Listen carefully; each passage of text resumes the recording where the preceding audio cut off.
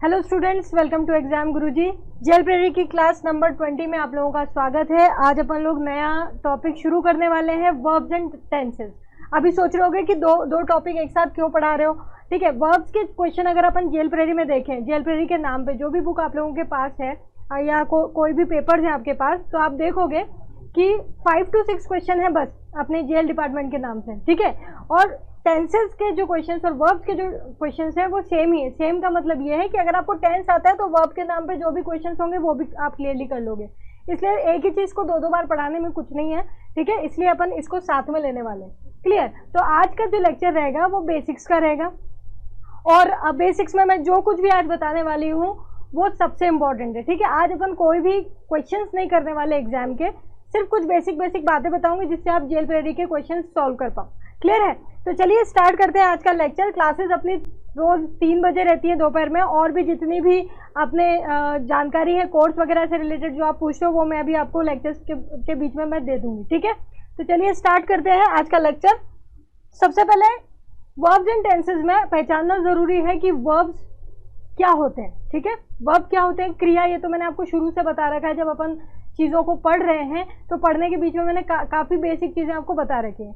अब एक और बात मैंने आपको क्या बताई थी कि वर्ब मीन्स क्या, कोई भी काम बाकी के अंदर करना या होना, करना या होना। इट मीन्स जितने भी नाना होते हैं वो क्रिया होती है। क्लियर है? खाना पीना, चलना फिरना, उठना बैठना, पढ़ाना पढ़ना, ठीक है, ये करना वो करना, सब क्रिया है। क्लियर? अब क्रिया से रिलेटेड आपको जितनी जानकारी अपने एग्जाम से रिलेटेड है उतनी मैं यहाँ पर दे रही हूँ। ज़्यादा डीप में पढ़ना ही नहीं है क्योंकि क्वेश्चंस पूछना ही नहीं है, आएंगे ही नहीं। ठीक है, तो पहले जो कुछ भी मैं बता रही हूँ उसको ध्यान से पढ़ लो, उसके बाद अपन क्वेश्चंस पर जाएंगे। क्लियर? वर्ब जो है अपना वो 3 पार्ट्स में डिवाइडेड है बेसिकली। ऐसे तो और भी पार्ट्स होते हैं, अगर आपने सुना होगा ट्रांजिटिव, इंट्रांजिटिव, है ना, और सेमी ऑक्सिलरी, ऐसे काफ़ी सारे वर्ड्स आपने, पार्टिसिपल, है ना, ये सब चीज़ें आपने, इंडेफिनेट, जेरेंड, ये सब आपने वर्ब में पढ़े होंगे, सुने होंगे या कहीं ना कहीं। तो ये सब पढ़ने की अपने को यहाँ पर कोई आवश्यकता नहीं है। अपने एग्जाम्स में ऐसा कुछ भी नहीं पूछा जा रहा है। क्लियर? अपना जो लेवल है उसमें अपने को ये 3 चीज़ों का ज्ञान होना चाहिए। ठीक है, कि हेल्पिंग या ऑक्सिलरी वर्ब क्या होते हैं, मेन या प्रिंसिपल वर्ब क्या होते हैं, और मॉडल्स क्या होते हैं। तो फिलहाल यहाँ पर अपने कोर्स के लिए वर्ब को हम कितने पार्ट में डिवाइड कर रहे हैं? 3 पार्ट में। क्लियर है? मैं फिर से आपसे कह रही हूँ कि आप अगर टेंसेस ढंग से पढ़ लोगे तो वर्ब्स के सारे क्वेश्चंस कर लोगे। वर्ब के नाम पे क्वेश्चन आप देखोगे तो मुश्किल से 4 या 5 क्वेश्चंस हैं जे अपने जो जेल प्रेरी की क्वेश्चन सीरीज है उसमें। ठीक है, और वो भी टेंस से ही सॉल्व हो रहे हैं। अगर आपको टेंस आ रहा होता है ना तो वो भी आपको अलग से पढ़ने की जरूरत नहीं है। क्लियर?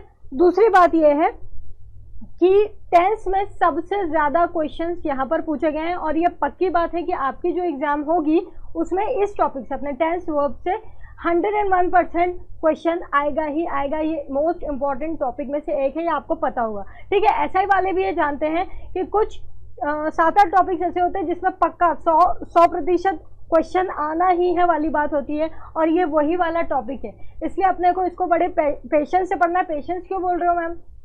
क्योंकि ये थोड़ा सा शुरू में अपन बेसिक पढ़ने में 3-4 लेक्चर लगते हैं। ठीक है, क्यों? क्योंकि मुझे सारे स्ट्रक्चर्स आपको प्रॉपरली बताना पड़ेंगे। स्ट्रक्चर ही नहीं आएंगे तो टेंस क्या आएंगे? आपको पता है कि जो टेंस है वो पूरा किस पर है? स्ट्रक्चर्स पर। ठीक है, तो यहाँ पर आपको बस थोड़ी सी मैं आपसे पेशेंस चाहती हूँ कि ये जो 3 to 4 लेक्चर्स में स्ट्रक्चर्स पढ़ाऊँ उसको बहुत अच्छे से पढ़ लेना, और फिर उसके बाद जो अपना जेल प्रेरी का एग्जाम है उसमें टेंस का क्वेश्चन जो आएगा ही आएगा वो आपका 100% बनेगा, कोई दिक्कत नहीं होगी इसमें। क्लियर? बस ये 3-4 लेक्चर आपको ढंग से लेने हैं।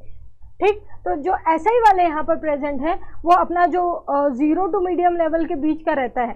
ठीक है, वो टेंस आपका मीडियम से थोड़ा नीचे, वो टेंस आपका यहाँ कवर हो जाएगा। हाँ, आपका और भी अच्छा लेवल आता है तो वो अपन जब अपना क्लासेस कंटिन्यू होंगी तो उससे रिलेटेड क्वेश्चंस वहाँ करेंगे, और साथ ही में पेड कोर्स में मैंने पूरा उसको पढ़ा रखा है। ठीक है, पेड कोर्स की जानकारी लास्ट में आपको मिल जाएगी, तो जो लोग भी उसमें इंटरेस्टेड हैं उसकी आपको इन्फॉर्मेशन चाहिए तो मैं आपको बता दूंगी। ठीक है, तो चलिए स्टार्ट करते हैं फिर से। तो वर्ब क्या है? अपना क्रिया। ठीक है, ओके, तो मैं यहाँ पर कह रही हूँ कि इसको अपन फिलहाल कितने पार्ट्स में बांट रहे हैं? 3 पार्ट्स में। हेल्पिंग वर्ब या ऑक्सिलरी वर्ब। हेल्पिंग या ऑक्सिलरी वर्ब का मतलब क्या होता है? सहायक क्रिया। सहायक क्रिया, ठीक है। मेन या प्रिंसिपल का मतलब होता है मुख्य क्रिया, ठीक है। और मॉडल्स भी एक तरीके की सहायक क्रिया ही है, मॉडल्स भी एक तरीके की सहायक क्रिया ही है। तो फिर इसमें और इसमें क्या अंतर है मैम, ये मैं अभी बता देती हूँ आपको, ठीक है। चलो सुन लो ध्यान से। पहले सबसे पहले हेल्पिंग या ऑक्सिलरी वर्ब क्या होता है?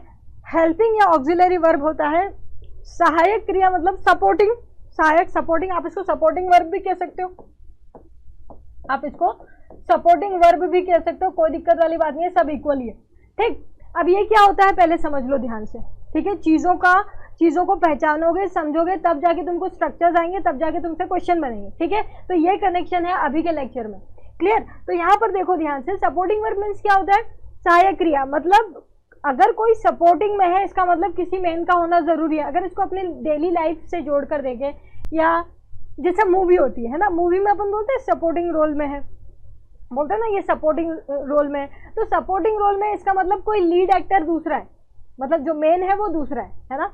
अगर मान लीजिए कोई बंदा है जो हमेशा सपोर्टिंग रोल में आता है, अगर कोई मूवी बनी और उसमें बस वही है और कोई दूसरा हीरो नहीं, तो आप उसको सपोर्टिंग रोल बोलोगे क्या? मेन बोलोगे ना। समझ रहे हो मेरी बात को? कहने का मतलब ये है कि अगर सपोर्टिंग वर्ब है तो इसका मतलब एक और क्रिया आना जरूरी है जिसको आप मुख्य क्रिया कह सके, क्योंकि ये तो सपोर्टिंग है ना। तो सपोर्ट किसका कर रहा है वो भी तो बताना पड़ेगा ना, क्लियर है। तो जब भी जो हेल्पिंग वर्ब होते हैं वो क्या करते हैं? सपोर्टिंग रोल प्ले करते हैं। इसका मतलब जब भी ये लोग आते हैं तो एक मुख्य क्रिया का होना जरूरी होता है। पहली बात सुनना, इसमें और भी एक फैक्ट है वो भी मैं बताती हूँ। अच्छा, इनकी शक्लें कैसी होती है? जैसे डू डज हुआ, ठीक है, इज एम आर हुआ, वॉज वर, ये सब अभी जो मेरे दिमाग में आ रहा है फटाफट मैं लिखते जा रही हूँ। हैज, हैव, हैड, तो इस तरीके के अपने जो इनको बोलते हैं सपोर्टिंग वर्ब, ठीक है। तो ये जब आ रहे हैं तो मुख्य वर्ब का आना जरूरी है। पहली बात तो ये हो गई, क्लियर। अब एक बात और आप ध्यान रखिएगा कि मैम ये तो सपोर्टिंग वर्ब है, तो फिर ये भी तो सपोर्टिंग वर्ब लिखा आपने, इसको भी, मॉडल्स को भी आप सहायक क्रिया बोल रहे हो। इसमें और इसमें क्या अंतर है? इसमें और इसमें ये अंतर है कि ये प्योर हेल्पिंग वर्ब होते हैं। ये क्या होते हैं? Pure helping verb. प्योर का मतलब ये है कि इनमें कोई मिलावट नहीं है। कोई मिलावट नहीं का मतलब ये है कि ये जो लोग थे ये हेल्पिंग वर्ब तो होते ही हैं, हेल्पिंग वर्ब तो होते ही है, साथ ही साथ ये मेन वर्ब का भी रोल कर सकते हैं। मतलब ये अकेले भी आ सकते हैं अगर वो ही मेन है तो, लेकिन ये कभी भी अकेले नहीं आते। ये कैसी शक्लें होती है इनकी? वेल, इसके बारे में अपन और भी पढ़ेंगे, ये अलग से टॉपिक है अपना, ठीक है। इसको बाद में लेंगे अपन अलग से, पर अभी फिलहाल सिर्फ वर्ब के बारे में जानकारी मिल रही है तो अपन वो देख लेते हैं, ठीक है। कैन में ऐसे करके, मस्ट, ऑट टू, 10 होते हैं। तो ये कभी भी अकेले नहीं आएंगे। अगर ये आपके वाक्य में आ रहे हैं इसका मतलब 101% कोई और वर्ब का आना जरूरी है। लेकिन यहाँ पर अगर ये हेल्पिंग वर्ब बन के आ रहे हैं तो कोई और मेन वर्ब का आना जरूरी है, मुख्य क्रिया का आना जरूरी है। लेकिन अगर ये हेल्पिंग वर्ब बन के नहीं आ रहे हैं तो ये मेन वर्ब भी बन के आ सकते हैं। कैसे मैम? देखो मैंने लिखा ही इज प्लेइंग, ठीक है, मैंने लिखा ही इज प्लेइंग। अब इसको ध्यान से पढ़ो। हीरो कौन है? हीरो मतलब सब्जेक्ट। अब ये हीरो क्या बोल रहे हो मैम, ऑब्जेक्ट क्या बोल रहे हो मैम, ये सब के लिए आपको लास्ट के लेक्चर्स लेना जरूरी है। मैं आपको जीरो से बेस बनाते हुए लेकर आ रही हूँ। अगर आप सारे के सारे लेक्चर्स प्रॉपर्ली देखोगे तो आपको एग्जाम में कोई प्रॉब्लम नहीं आएगी। आपको खुद लेक्चर्स देखने पर ही समझ में आ जाएगा, ठीक है, कि अपन किस तरीके से चीजों को कवर कर रहे हैं। तो अगर सब्जेक्ट ऑब्जेक्ट वगैरह नहीं आता है तो लास्ट के लेक्चर्स में देखना, मैंने स्पेशल टॉपिक सिर्फ आपको सिखाने के लिए लिया है वो, ठीक है, तो वहां जाकर देख लेना। तो ये जो सब्जेक्ट है ये अपना है ना, और ये हीरो है और ये काम क्या कर रहा है? खेलना है, वो खेल रहा है। काम क्या कर रहा है? खेलना। मेन वर्ब, मेन काम क्या है? खेलना। तो फिर इज क्या है? इज भी वर्ब कहलाता है, लेकिन ये क्या है? Supporting verb, helping verb. किसको सपोर्ट कर रहा है? ये मेन वर्ब को। मेन वर्ब क्या है? खेलना, ना ना ना, ठीक है। लेकिन अगर मैं बोलूं वो एक स्टूडेंट है, he is a student, he is a student. लेकिन अब आप इसमें ध्यान से देखो, ये डब्बे में मैंने सेंटेंस लिखा है ही इज अ स्टूडेंट। अब मुझे एक बात बताओ, इसमें मुख्य क्रिया क्या है? ही तो प्रोनाउन होता है। प्रोनाउन पढ़ा रखा है मैंने, जिसको नहीं पता हो प्रोनाउन क्या होता है मैम, लास्ट लेक्चर में प्रोनाउन मिल जाएगा। ही तो प्रोनाउन होता है। इस जो है वो हेल्पिंग वर्ब मान लूं, ए जो है वो आर्टिकल है, इसको भी पता है। स्टूडेंट जो है वो नाउन कहलाता है, स्टूडेंट जो है वो नाउन कहलाता है ना। स्टूडेंट क्या काम है? स्टूडेंट कोई काम होता है क्या? कोई काम है? नहीं ना, इसमें ना ना ना भी नहीं आ रहा। स्टूडेंट क्या है? नाउन है। तो ये नाउन या आर्टिकल या प्रोनाउन, और ये हेल्पिंग वर्ब। अरे भैया अगर ये हेल्पिंग वर्ब है तो मेन कहाँ है? ये किसकी हेल्प कर रहा है? पता नहीं। जब ये किसी की हेल्प ही नहीं कर रहा तो यही मेन हीरो हुआ। मैंने यही बताया था ना आपको कि जब आपका कोई हीरो है जो हमेशा सपोर्टिंग रोल में आता है, किसी फिल्म में अकेला आ गया, कोई और हीरो नहीं है, तो उसको आप सपोर्टिंग रोल में थोड़ी बोलोगे, अब आप उसको लीड रोल में बोलोगे। क्यों? क्योंकि वो अकेला है तो वही हीरो है। तो इसका मतलब ये है कि यहाँ पर जो इज आया है ना, यहाँ पर जो इज आया है ना, वो आपका क्या है? मेन वर्ब है। और एग्जाम्पल देती हूँ, यहाँ पर लिखती हूँ, ठीक है। He has done his work.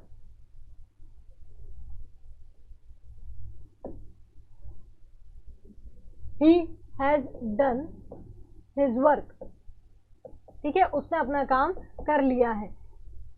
करना ये आपका मेन वर्ब हुआ और ये आपका हेल्पिंग वर्ब हुआ हैज, ठीक है। लेकिन अगर मैंने यहाँ लिख दिया he has a car, उसके पास एक कार है, तो हैज का मतलब पोजीशन भी होता है, अधिकार, पास होना, ठीक है। तो यहाँ पर क्या है? ये प्रोनाउन है, ये नाउन है, ये आर्टिकल है, तो मेन वर्ब का है। अगर ये हेल्पिंग है तो इसका मतलब यही आपका यहाँ पर मेन वर्ब है। तो मेरी बात को समझने की कोशिश करना। इतनी देर से मैं क्या समझाने की कोशिश कर रही हूँ कि यहाँ पर जितने भी मैंने ये ऑक्सिलरी वर्ब लिखे हैं ना, ये सब मैं और भी लिख रही हूँ, ठीक है, ये सपोर्टिंग रोल में आते हैं, लेकिन ये मेन रोल में भी आ सकते हैं। कहने का मतलब ये हेल्पिंग वर्ब बन के भी आ सकते हैं मेन वर्ब के साथ, ठीक है, हेल्पिंग वर्ब बन के भी आ सकते हैं मेन वर्ब के साथ, और आप चाहो तो उसको मेन वर्ब बना के भी ले सकते हो, ठीक है, मेन वर्ब बना के भी ले सकते हो। इसको देखो, एक यहाँ पर बोल देती हूँ बस, ठीक है, क्योंकि इतना सारा लिखने की जरूरत नहीं, आप मेरी बात समझ गए। ये 2 in 1 है। ये क्या है? ये 2 in 1 है। ये 2 in 1 है। कहने का मतलब ये मेन वर्ब की तरह भी आ सकते हैं और हेल्पिंग वर्ब की तरह भी आ सकते हैं। फिर से लिख लेना, ये जो बॉटम लाइन है इस चीज़ की, वो बस ये है कि इसमें और इसमें ये अंतर होता है कि ये वाली सहायक क्रिया बन के भी आ सकती है और मुख्य क्रिया बन के भी आ सकती है। ये वाली सहायक क्रिया भी बन के आ सकती है और मुख्य क्रिया भी बन के आ सकती है। और ये वाली जो सहायक क्रिया है, ये कभी भी मुख्य क्रिया नहीं बन सकती, ये कभी भी मेन वर्ब नहीं बन सकता। एक और एग्जांपल दे देती हूँ इसका, ठीक है, इसका जैसे ये वाला क्वेश्चन देखो, he has done his work. इसमें मेन वर्ब कौन था? डन था, मतलब डू का फॉर्म है ना, डू, डिड, डन, है ना, डू, डज, डिड और डन, ये वर्ब का सेकंड थर्ड फॉर्म होता है, ठीक है। तो यहाँ पर देखो, यहाँ पर मेन वर्ब क्या था? डन। लेकिन अपन अगर इसको लिखें कि वो नहीं पढ़ता है, ही डज नॉट स्टडी, तो यहाँ पर अगर आप ध्यान से देखोगे तो यहाँ पर आपका मेन वर्ब स्टडी हो जाता है, पढ़ना, और ये हो जाता है आपका हेल्पिंग वर्ब। तो यही डू जो है यहाँ पर क्या है? हेल्पिंग वर्ब बन के आया है, और यही जो डू है यहाँ पर क्या बन के आया है? मेन वर्ब बन के आया है। बस मैंने करीबन 3 एग्जाम्पल दे दिए यहाँ पर हेल्पिंग मेन वर्ब के। एक इसका दिया है, वहाँ पर हैज का दिया है, और मैंने यहाँ पर एक डज का भी उसी के अंदर दे दिया, डू का भी उसी के अंदर दे दिया है। तो बॉटम लाइन क्या है? यहाँ पहले वाले यहाँ जो पहला वाला बॉक्स है, इसकी बॉटम लाइन क्या है कि ये वाले जो लोग होते हैं ये सपोर्टिंग रोल में भी आते हैं और मेन रोल में भी। ये वाले जो लोग होते हैं ये हेल्पिंग वर्ब भी की तरह भी काम करते हैं और मुख्य क्रिया की तरह भी। क्लियर है? बात क्लियर हो गई? तो आपको इसका और इसका डिफरेंस समझ में आया? आपको अगर कुछ भी नोट करना हो तो इसका स्नैपशॉट ले लो। मैं इसको हटा रही हूँ क्योंकि मैं मॉडल्स का भी एक एग्जाम्पल देना चाह रही हूँ, ठीक है? ओके, चलो तो अब मॉडल्स का देख लेते हैं। मॉडल्स कौन से? अपना विल, शैल, शुड, वुड वगैरह। कभी आपने देखा है ही विल स्टूडेंट या ही विल अ स्टूडेंट? ऐसी कोई बात आपने देखी है कभी? या I can book, I can book, मतलब बुक मतलब किताब वाला बुक। हाँ, एक बुकिंग होती है, वो वर्ब होता है, तो वो मेन वर्ब कहला जाता है। यहाँ पर मैं नाउन की बात कर रही हूँ, समझ रहे हो? ऐसी कोई चीजें आप नहीं पढ़े होंगे।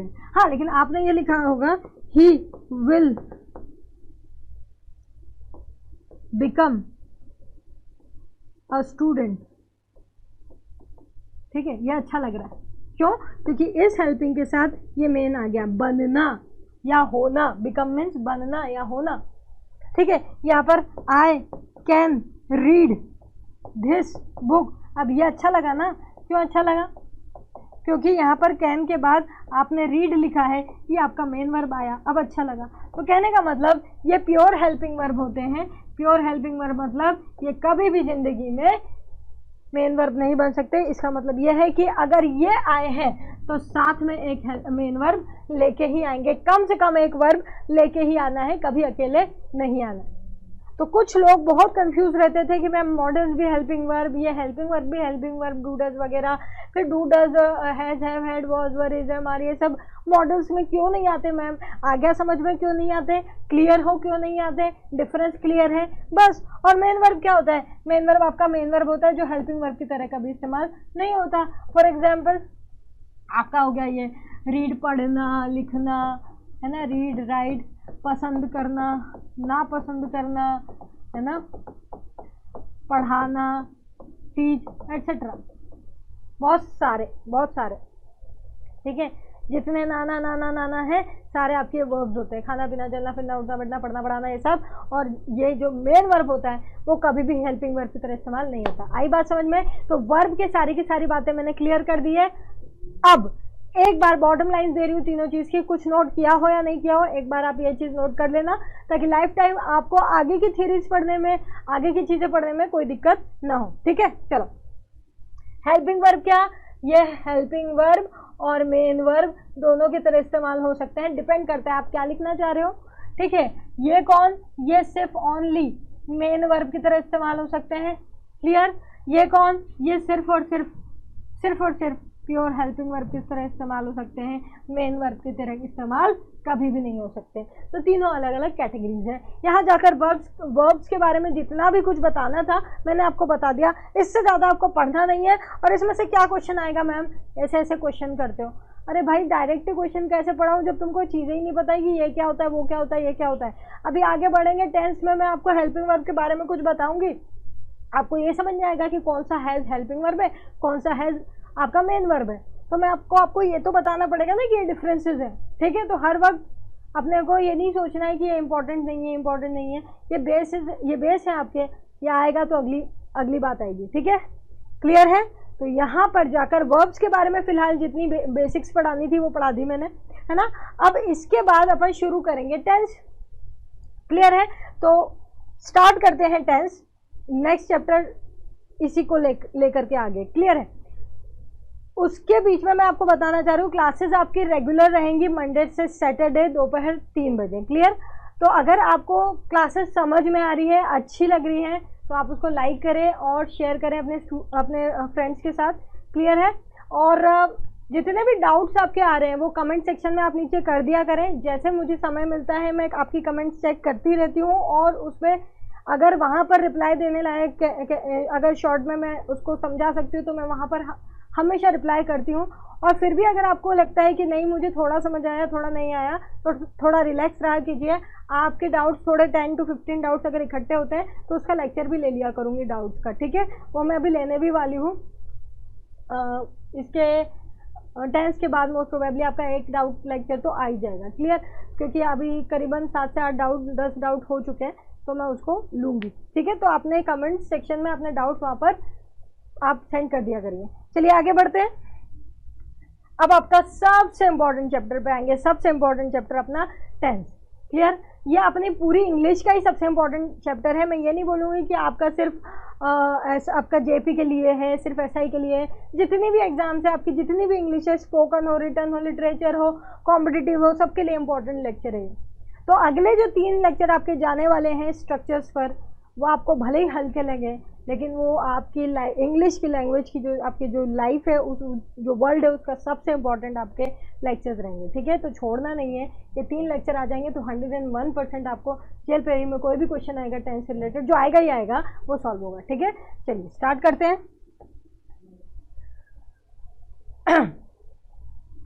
तो टेंस जो है सबसे पहले तो आप हिंदी में काल कहते हैं, ठीक है। ये वाक्य के अंदर टाइमिंग को शो करता है, ठीक है। वाक्य के अंदर क्या किसको शो करता है, किसको बताता है, टाइमिंग को।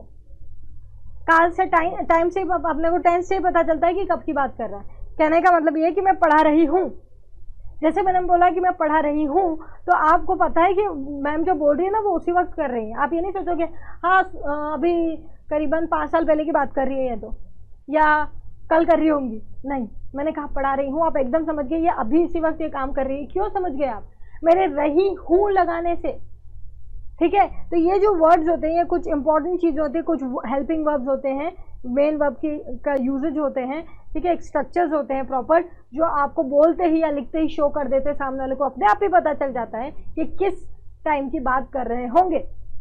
मैंने कहा मैं पढ़ा रही थी, तो अब आपको ये तो पता है कि ये अभी तो नहीं कर रही कुछ, या कल तो नहीं कुछ करेगी, कुछ हो गया है, कुछ कर लिया है इन्होंने, उसकी बात कर रही है, ठीक है, भूतकाल पे चले जाएंगे। ये थी ने आपको बताया, क्लियर है? तो मेरी बात समझ रहे हैं? तो ये जो वर्ड्स होते हैं ये अपने को शो करते हैं कि सामने वाला बंदा कब की बात कर रहा है। अगर ये लोग नहीं होते तो आप कभी भी नहीं समझ पाते कि कौन कब की बात कर रहा है, क्लियर? तो यहाँ पर जो है ये टेंसेस अपने को ये शो करते हैं। अभी तो सबको पता है ना, टेंस थ्री पार्ट्स में डिवाइडेड है, बचपन से देखते आ रहे हो, है ना? प्रेजेंट, पास्ट और फ्यूचर। प्रेजेंट टेंस को क्या बोलते हैं हिंदी में? वर्तमान काल। पास्ट क्या हो जाता है? भूतकाल। और फ्यूचर क्या हो जाता है आपका? भविष्य काल। क्लियर है? तो ये 3 टेंसेस हैं, अपने को ये पढ़ना है, और 3 टेंस होते हैं। इनमें से हर एक जो है आगे जाके 4 पार्ट्स में डिवाइड होता है, ठीक है? इनमें से हर एक जो है वो आगे जाके 4 पार्ट्स में डिवाइड होता है। इसका मतलब आपके टेंस कितने हुए? 12 टेंस हुए। कौन से 4 पार्ट्स मैम? क्लियर?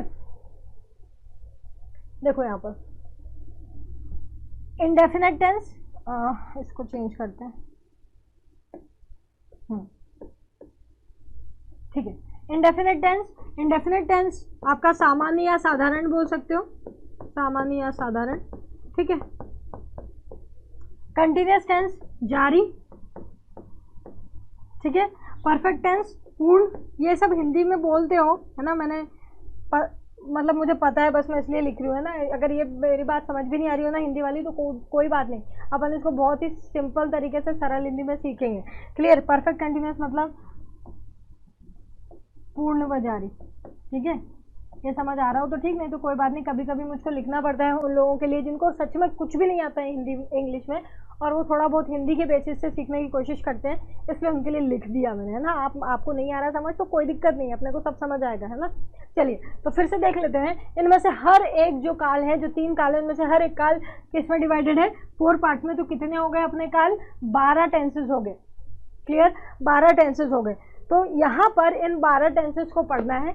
अब रही बात अपनी एग्जाम की, सबसे पहले 2 मिनट हमको बात करनी पड़ेगी, कुछ भी शुरू करने से पहले बात को ध्यान से सुनना, ठीक है? आपके जो एग्जाम के क्वेश्चंस हैं, जो भी क्वेश्चंस के अभी तक जितने भी क्वेश्चंस हैं, सबसे ज्यादा क्वेश्चन वाला टॉपिक में से एक है ये टेंस, सबसे पहले।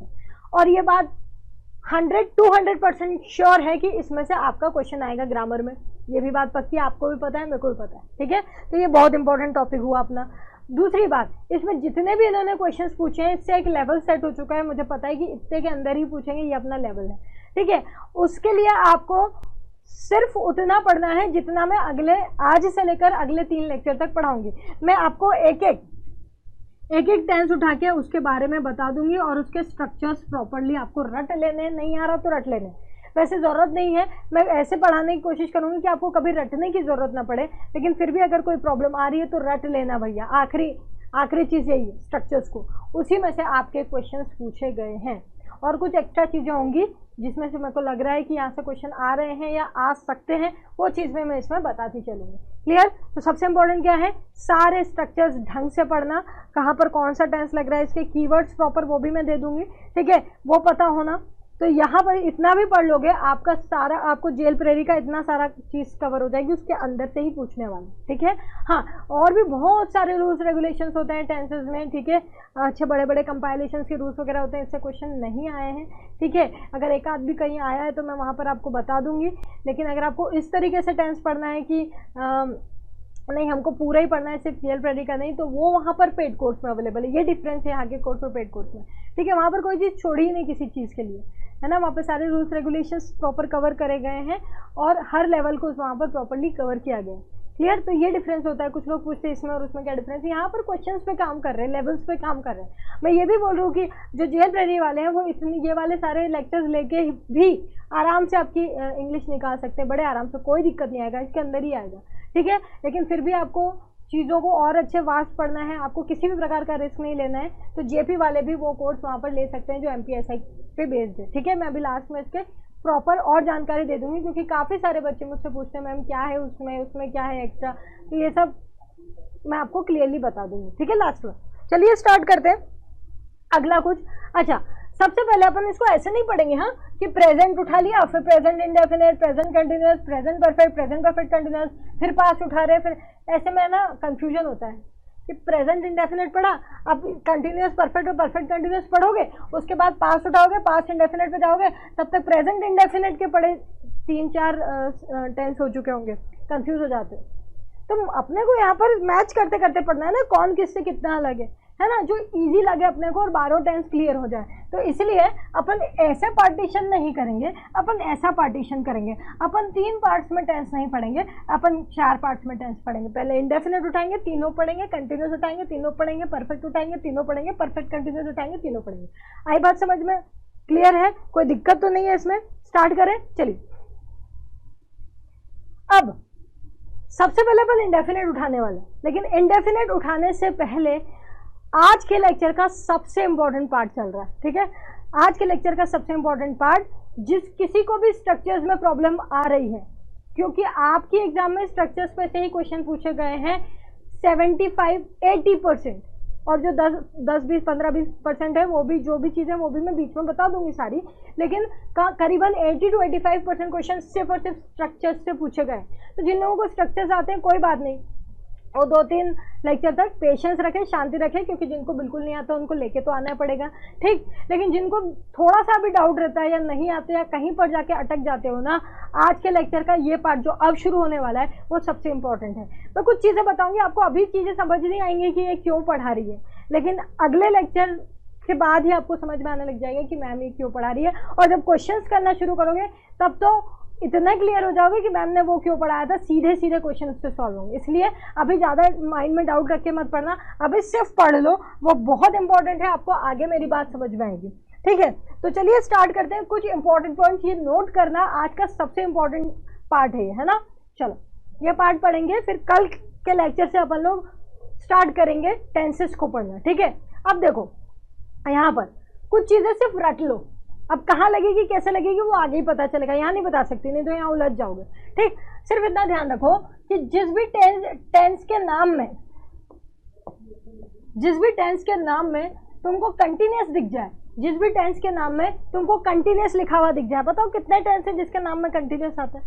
बताओ कितने टेंस है जिसके नाम में कंटिन्यूस आता है?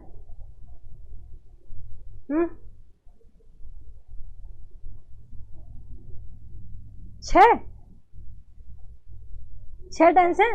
एक होगा present continuous, past continuous, future continuous, present perfect continuous, past perfect continuous, future perfect continuous. कितने हो गए आपके? 6 टेंस हो गए। तो जिस भी टेंसेस के नाम में कंटिन्यूस आता है, आप हमेशा ध्यान रखना उसके मेन वर्ब में हमेशा आईएनजी लगा हुआ होगा, चाहे वो कोई सा भी टेंस चल रहा हो, परफेक्ट कंटिन्यूस हो या फिर कंटिन्यूस हो, परफेक्ट कंटिन्यूस हो या फिर कंटिन्यूस हो, ठीक है। आपके मेन वर्ब में आईएनजी लगा हुआ होगा। नेक्स्ट देखो, बस ये रखते जाओ, क्यों करा रहे हो मैम, अभी सब समझ में आएगा। आज का लेक्चर पढ़ोगे तभी अगला लेक्चर में समझ आएगा कि आज का लेक्चर में क्यों पढ़ाया। फ्यूचर, जिस भी टेंस में नाम में है ना, जिस भी टेंस के नाम में आपको फ्यूचर लिखा हुआ दिख जाए, जिस भी टेंस के नाम में आपको फ्यूचर लिखा हुआ दिख जाए, कितने टेंस होते हैं? 4। कैसे? Future indefinite, future continuous, future perfect और फ्यूचर परफेक्ट कंटिन्यूस, ठीक है। तो जितने भी ये छह लोग हैं और ये 4 हैं, ठीक है। जितने भी टेंस के नाम में आपको फ्यूचर लिखा हुआ दिख जाए, आप बस हमेशा ध्यान रखना कि वहाँ पर विल और शैल का आना बहुत बहुत बहुत ज़रूरी है, कंपलसरी। ये मॉडल है, ठीक है। मॉडल हालांकि 10 होते हैं, लेकिन उनमें से 2 मॉडल हैं ये पक्का आते हैं, ठीक है। पक्का उसके स्ट्रक्चर में आपको विल शैल दिखेंगे, पक्का उसके स्ट्रक्चर में आपको विल शैल दिखेंगे। अगला देखो, परफेक्ट। अब किसी के नाम में परफेक्ट लिखा हो, कितने टेंस होते हैं बताओ जरा? ये भी 6 होते हैं। 6 कैसे? 6 कैसे ma'am? Present perfect, past perfect, future perfect, present perfect continuous, past perfect continuous, future perfect continuous. Perfect आया।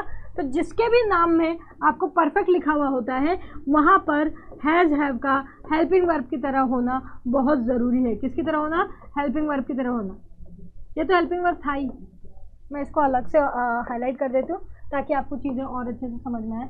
ये तो हेल्पिंग वर्ब थे ही ना, मैंने बताया तो सही अभी पिछली स्लाइड में कि आपके मॉडल तो हमेशा प्योर हेल्पिंग वर्ब होते हैं और हैज हैव मेन वर्ब भी हो सकते हैं, इसलिए यहाँ पर मैं और अच्छे से हाईलाइट कर देती हूँ कि मैं बात कर रही हूँ जब ये क्या बन के आए, हेल्पिंग वर्ब बन के आए। मैं बात कर रही हूँ तब ये हेल्पिंग वर्ब बन के आएंगे तब। ठीक है,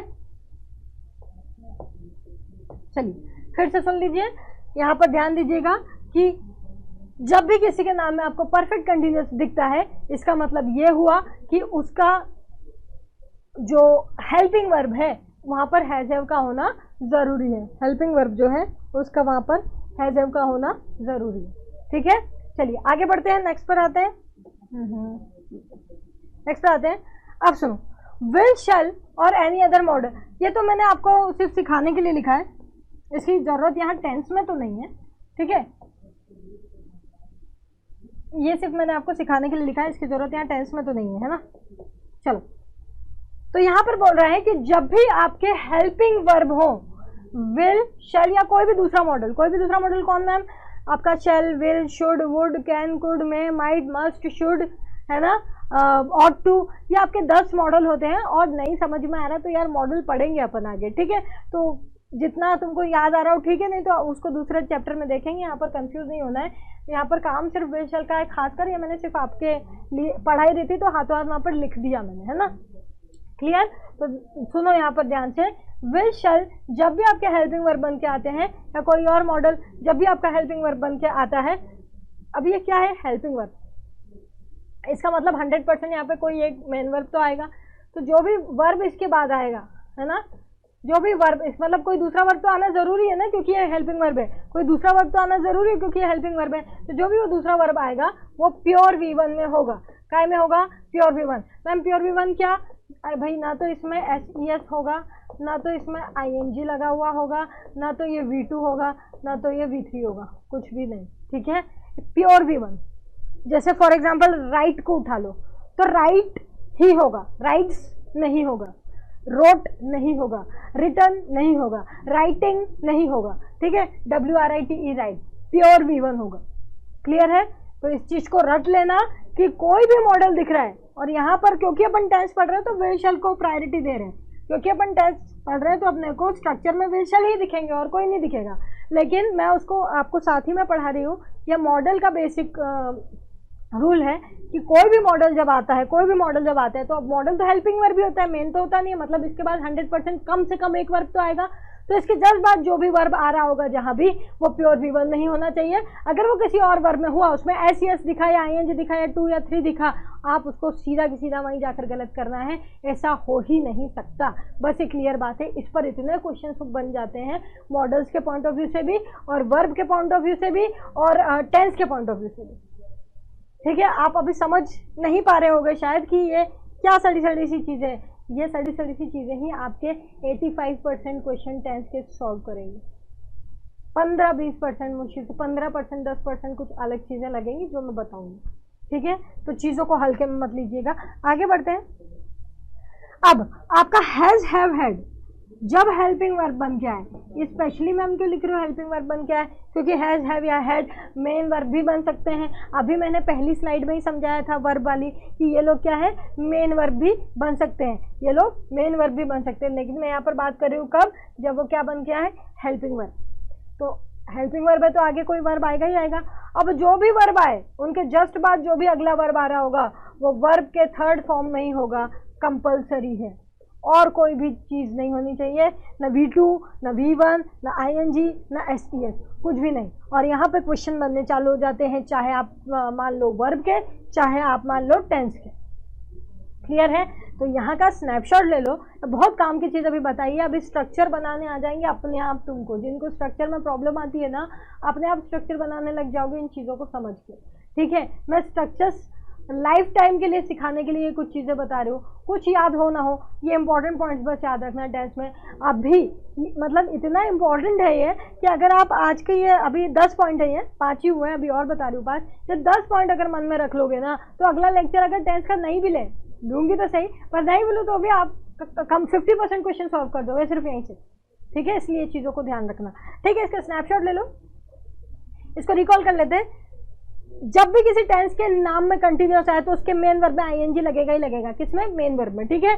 जब भी किसी टेंस के नाम में फ्यूचर आए तो उसका हेल्पिंग वर्ब विशल होगा ही होगा, उसका मेन हेल्पिंग वर्ब जो है, मेन हेल्पिंग वर्ब क्या होता है मैम, अरे कई बार एक दो हेल्पिंग वर्ब लग जाते हैं, अभी सब आएगा तुमको समझ में, स्ट्रक्चर में दो हेल्पिंग वर्ब भी लगे हुए, तो जो मेन हेल्पिंग वर्ब है उसमें आपको विल ही लिखना है फ्यूचर में, ठीक है।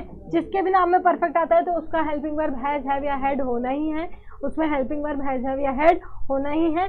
उसके बाद विल शैल या कोई भी मॉडल हो तो 101% कोई दूसरा वर्ब आएगा, क्योंकि ये प्योर हेल्पिंग वर्ब है, तो जब भी दूसरा वर्ब आए तो वो V1 ही होगा, प्योर V1, ठीक है। जैसे ही हैज, हैव या हैड आपके हेल्पिंग वर्ब की तरह आते हैं जहां पर भी, ठीक है, मतलब मेन वर्ब आना है और जो भी वर्ब उनके आगे आ रहा होगा वो V3 में ही होना चाहिए, उसके अलावा सब गलत है भाई, क्लियर है। चलो अगले 5 देख लेते हैं। अगली बात, जब डू डज या डिड आपका हेल्पिंग वर्ब बन के आता है, ये लिखना पड़ रहा है मुझे हेल्पिंग वर्ब, क्यों, क्योंकि ये मेन वर्ब भी तो बन सकते हैं, अभी बताया था ना मैंने वो डन वाला, जिसको नहीं आ रही बात समझ में, आप रिवर्स करके वर्ब में मैं समझा रही थी वो समझ जाएंगे आप, ये मेन वर्ब की तरह भी इस्तेमाल हो सकते हैं। तो अगर ये हेल्पिंग वर्ब की तरह इस्तेमाल हो रहे हैं तो इसका मतलब इनके भी आगे कोई वर्ब आने वाला है ना, भाई हेल्पिंग है तो कुछ ना कुछ तो आएगा ना, अकेले तो आती नहीं हेल्पिंग, तो जो भी वर्ब आएगा वो भी आपका प्योर V1 होना चाहिए, चाहे कोई सा भी टेंस हो, चाहे प्रेजेंट हो चाहे पास्ट हो, आपको उसके आगे क्या लगाना है, V1, अगर हेल्पिंग वर्ब डू डज या डिड लिखे हुए हैं तो। अभी रख लो चीज़ों को, एग्जाम्पल क्या मैम, ये मैम अगले लेक्चर से यही करना है, एग्जाम्पल ही एग्जाम्पल कर बनाने अपने को, आप ही को लिखना है, कॉपी लेके बैठना अगले लेक्चर से, ठीक है। चलिए इतनी बात क्लियर हो गई। अब ये इम्पोर्टेंट, कुछ चीज़ें इंपॉर्टेंट है वो मैं यहाँ पे स्टार मार्क कर देती हूँ, ठीक है। एक ये यहाँ से डायरेक्ट क्वेश्चन बनते हैं, यहाँ से 4th नंबर से 5th नंबर से भी डायरेक्ट क्वेश्चन बने हैं खूब सारे, तो ये इंपॉर्टेंट बहुत ज़्यादा ही है, वैसे तो सभी इंपॉर्टेंट है, और यहाँ से भी डायरेक्ट क्वेश्चन बने हैं, ठीक है।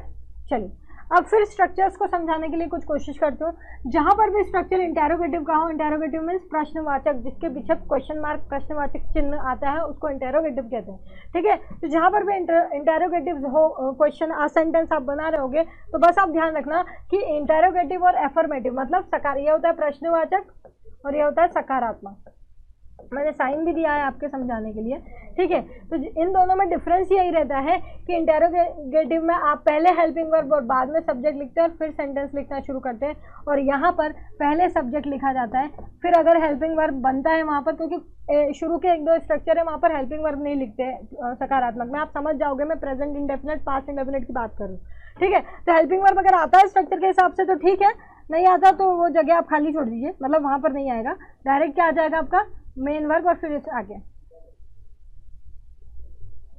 कहने का मतलब ये है कि क्वेश्चन मार्क और सकारात्मक क्वेश्चन के स्ट्रक्चर में यही अंतर होता है, सब कुछ वैसा ही रहता है, सिर्फ आपका हेल्पिंग वर्ब आगे और सब्जेक्ट पीछे चले जाता है क्वेश्चन मार्क में, और फुल स्टॉप वाले सेंटेंस में सब्जेक्ट आगे और हेल्पिंग वर्ब पीछे हो जाता है, बस बाकी सब वैसा ही होता है। तुम क्या सोचते हो कि मैम एक तो 12 टेंस हो गए, अब 12 में भी आप 4-4 भाग कराओगे, कितने सारे हो जाएंगे, इतने याद होते हैं क्या? 4-4 भाग कौन से, एक सकारात्मक, एक नकारात्मक, एक प्रश्नवाचक और एक प्रश्नवाचक नकारात्मक, तो ऐसे कितने हो जाएंगे मैम, एक तो 12 टेंस, उसमें भी 4-4 डिवाइड कर दिए, अरे ये जबरदस्ती का दिख रहा है, बस इतना है, कुछ नहीं। तुमको 12 स्ट्रक्चर याद करने, उसमें से भी करीबन 4 स्ट्रक्चर 4 स्ट्रक्चर तो मैं बताऊंगी, बाकी खुद बनाना ही सीख जाओगे, भूल भी जाओगे तो उसी वक्त बना लोगे इन सब चीज़ों से, तो कुछ भी तुमको याद करना ही नहीं है, समझ लो स्ट्रक्चर्स में, ठीक है। बस फिर उसके बाद खेलना है, खेलने का मतलब क्या है, ये तुमने बना लिया फुल स्टॉप वाला स्ट्रक्चर, अब मैं बोलूँ क्वेश्चन बनाओ तो क्या करोगे, इस हेल्पिंग को उठा के बस यहाँ रख दोगे और सब्जेक्ट को पीछे रख दोगे, पूरा वैसे ही जाएगा।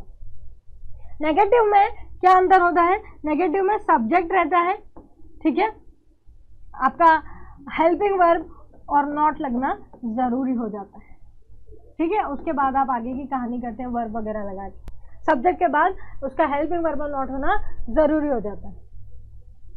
एक बात याद रखना, इसको नोट कर लेना कि क्वेश्चन मार्क और नेगेटिव में हेल्पिंग वर्ब के बिना आप कैसे बना ही नहीं सकते, क्वेश्चन मार्क वाले सेंटेंस में और नकारात्मक वाले सेंटेंस हेल्पिंग वर्ब के बिना नहीं बन सकते, क्योंकि क्वेश्चन मार्क का सेंटेंस तो स्टार्ट ही कहाँ से होता है, हेल्पिंग वर्ब से, क्वेश्चन मार्क का सेंटेंस तो स्टार्ट ही हेल्पिंग वर्ब से होता है, और नेगेटिव में नॉट हेल्पिंग वर्ब के साथ ही लगता है, इसलिए ये दोनों ऐसे स्ट्रक्चर होते हैं जहाँ पर हेल्पिंग वर्ब का होना बहुत बहुत बहुत ज़रूरी होता है। आखिरी पॉइंट्स पे आते हैं कुछ, ठीक है, यहाँ पर देखिए मॉडल ही बचा है बस, कुछ क्या। ठीक है, अब क्या है, जितने भी मॉडल्स हैं, डू है और डज हैं, जितने भी मॉडल्स हैं, डू है और डज हैं, वो उनके साथ जो है आपको हमें, ये मैं आपको पहले भी बता चुकी हूँ। ठीक है, ये मैं आपको पहले भी बता चुकी हूँ कि ये लोग जब भी आते हैं, ये हेल्पिंग वर्ब, ठीक है, तो हमेशा V1 को साथ में ले, V1 आता है। ठीक है, ये मैं आपको पीछे भी बता चुकी हूँ, रिपीट हो गया, यहाँ पर बताया था मैंने, मॉडल्स के साथ हमेशा V1 आता है, और यहाँ पर ये बताया मैंने आपको।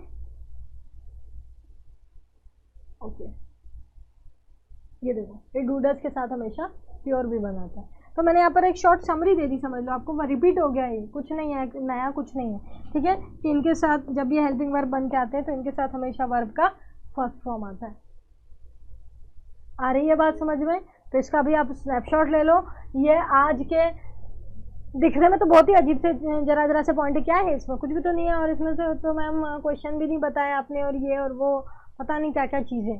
ठीक है, लेकिन आपको अगले 2-3 लेक्चर में मेरी बात समझ आएगी कि पहला जो ये इंपॉर्टेंट पॉइंट्स वाला जो लेक्चर मैम ने लिया था वो क्यों लिया था। पहली बात, अगर आप अभी बस यही इतना ही पढ़ोगे और अगला लेक्चर नहीं भी लोगे टेंस का, तो भी आप जेल प्रहरी में आए टेंस के कम से कम 45 to 50% क्वेश्चन सॉल्व कर लोगे आज के लेक्चर में से। कि डू डज जब हेल्पिंग वर्ब है तो आगे V1 ही आएगा, मॉडल से तो आगे V1 ही आएगा, हैज हैव हैड है तो V3 ही आएगा, है ना, विल शैल है तो V1 ही आएगा। इस तरह की कुछ चीज़ों के साथ ही आप यहाँ पर सॉल्व कर लोगे 45 to 50%। ठीक है, और फिर आपको बाकी के 50% पढ़ना है तो वो अपन अगले लेक्चर से शुरू करेंगे। आई बात समझ में? तो अब फिर से बोल रही हूँ, पेशेंस अपना बनाए रखना है इस टॉपिक में, क्योंकि सबसे इंपॉर्टेंट टॉपिक है, थोड़ा बड़ा भी है, क्योंकि इसको अपने को 4 भागों में पढ़ना भी है। तो अगले लेक्चर में मैं आपको स्ट्रक्चर्स ऐसे पढ़ाऊंगी कि आपको वहाँ रटा जाएंगे, और उसके बाद अपने कॉपी पेन लेके बैठना है जिनके स्ट्रक्चर्स वीक है ना, पढ़ाऊंगी, फिर आपसे हिंदी में देख के भी पूछूंगी कि बनाओ, इसका बना के बताओ, फिर मैं बना के बताऊंगी। तो ये जो है, ये बेसिक लेक्चर लेना बहुत ज़रूरी है, नहीं तो कोई मतलब नहीं है। सारे के सारे ऑलमोस्ट क्वेश्चंस जो है आपके स्ट्रक्चर्स में से पूछे गए। तो अगले 3 से 4 लेक्चर जो होंगे वो आपके स्ट्रक्चर्स पर होंगे, स्ट्रक्चर्स पे अच्छे से काम करेंगे, उसके बाद ही अपन वहाँ पर जेल प्रहरी के क्वेश्चंस देखेंगे 4th और 5th लेक्चर में। क्लियर है? तो कल सभी लोग इकट्ठे हो जाएं। लेक्चर्स आपको पसंद आ रहे हैं, आप चाहते हैं कि इसमें और अपन कुछ काम करें, कंटिन्यू करें, ठीक है, तो आपको लाइक और शेयर करना होगा। जितने ज़्यादा से ज़्यादा आप लोग यहाँ पर प्रेजेंट होगे उतना हमारे लिए अच्छा होगा कि हम अच्छे से चीज़ों को डिलीवर कर पाएँ आपके पास। क्लियर है? तो चलिए यहाँ पर जाकर आज का अपना लेक्चर ख़त्म करते हैं, और ये सबसे इम्पॉर्टेंट पार्ट था आज के लेक्चर के लिए भी और अगले 4 लेक्चर के लिए भी।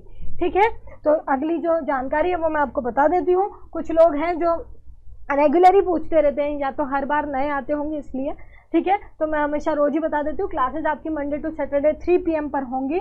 ठीक है, आपके इंग्लिश पेड कोर्स अवेलेबल है, जो भी अपने SI के गिवन सिलेबस था उस पर मैंने इतने थॉरोली स्टडीज़ कराई है, मैंने इसको पूरा थियोरिटिकल पार्ट कवर कराया है, सारे कॉन्सेप्ट्स कवर हैं, सभी कॉन्सेप्ट्स पर, सारे थियोरिटिकल पार्ट्स पर एग्जाम्पल्स अवेलेबल हैं, और उसके बावजूद जो भी एग्जाम में आए हुए क्वेश्चन है वो भी प्रैक्टिस किया कराए गए हैं, है ना। तो यहाँ और बहुत अच्छे से हर चीज़ को वहाँ पर आराम से लिया गया है। 70+ लेक्चर्स वहाँ पर ऑलरेडी अवेलेबल हैं, और जैसे ही अपनी नोटिफिकेशन आएगी अपन और भी चीज़ें वहाँ तक, अब जो मुझे लगता है कि ये भी ऐड कर दो, ये भी ऐड करो, मतलब कोर्स तो वहाँ पर पूरा है, बाकी एक्स्ट्रा चीज़ें भी मेरी तरफ से ऐड की जाएंगी। साथ ही में अभी रिविजन PDF वहाँ पर अपडेट किए गए हैं, है ना।